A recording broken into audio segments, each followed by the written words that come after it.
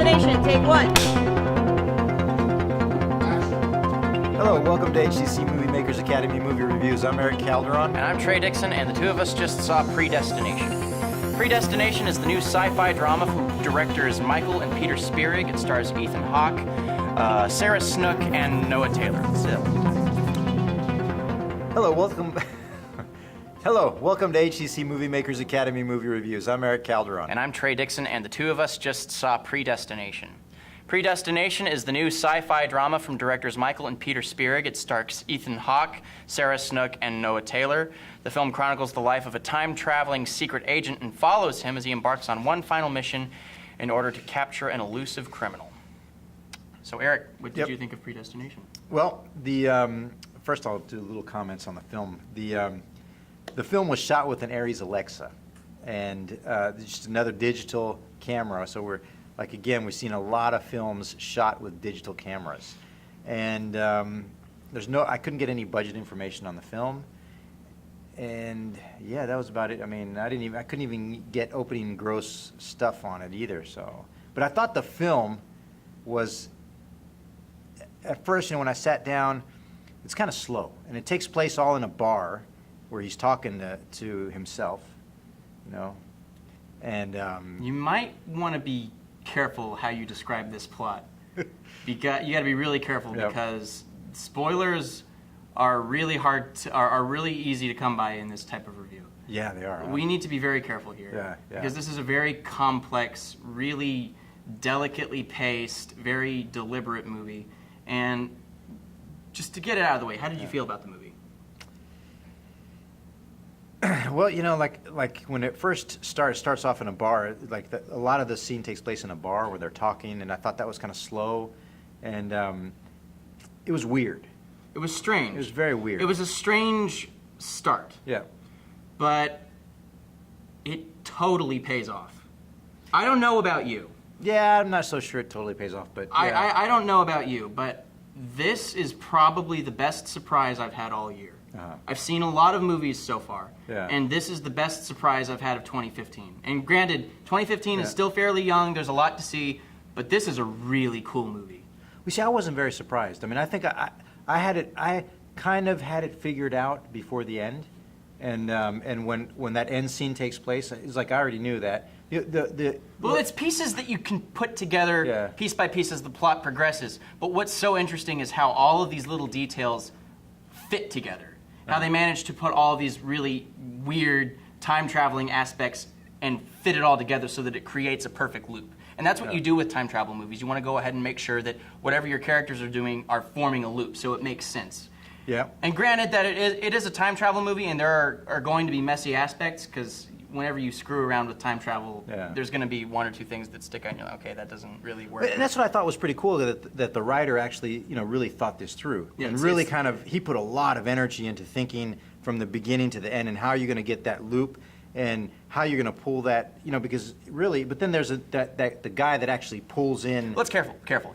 Because I think the best way that you can go into this movie is by not knowing anything about it. Part of why I really liked this movie is because I knew very little. I knew that Ethan Hawke starred in it, and I knew it was from the guys who made Daybreakers. And Daybreakers was an okay movie, a 6 out of 10. But this completely came out of left field. It was completely what I wasn't expecting. What I like is that it manages to take this wacky science fiction sci-fi concept, which is cool in its own right, but instead of doing something like what Project Almanac did, where it squanders this really interesting idea. I haven't seen Project Almanac yet. It's not worth seeing. Was that one's when the kids go back. It's a found footage time travel movie, and the kids go back in time and they see each other, and they squander this really cool idea on a lot of immature gags. But this movie not only manages to use its premise to the best of its abilities, making the movie really entertaining, but it also manages to use it to discuss ideas of gender identity and kind of like what it means to be human. And that's what I didn't like about it. Well, that's what I love. The film was so slow, and then doing this gender thing is like, it wasn't very entertaining. It was extremely entertaining. Not to me. I mean, I I sat through it because I had to watch it. If not, I probably would have turned it off. You get a really great concept with this movie, and I said in a review last week, concepts don't always pay off. A concept is a concept, but they use it perfectly. And I thought it was kind of, no, I was like, some of the scenes in there were kind of like, does that really have to happen? It's kind of like... This all had to happen. But that's the whole point, it all had to happen, but then it's kind of, I didn't enjoy it, It's like, watching that stuff, This is an incredibly engaging movie for me. Even if you can look past this really interesting concept, it's powered by two terrific central performances. One in particular. There is an actress in this movie. Her name is Sarah Snook. She's Australian. That's all I know about her. She is remarkable in this movie. Well, I agree with you. The acting was great. She is absolutely remarkable in this movie. The acting was very good. She is given a really difficult role to play. And not only does she pull it off, man, she hits it out of the park. No, I agree with you. I think the acting and the direction and the photography were great. I just think the story was like, it's like, it was boring. It's not something that you can go in and enjoy as an entertainment, I mean, you then enjoy don't go for it for that. You enjoy it like a film critic, I mean, I was like, then just go and enjoy it for telling a really cool story. A really cool, interesting, well-acted, well-developed, well-written story. I mean, it's really well done. And what's even more boggling than the story itself is the fact that it's technically a January release. If everybody doesn't know, January is where Hollywood typically dumps its garbage. This, I think, is like a summer movie at least. Well, I think it was garbage, so I mean, this is pretty good that they released it in January. No, man, this is great. No, this is like garbage.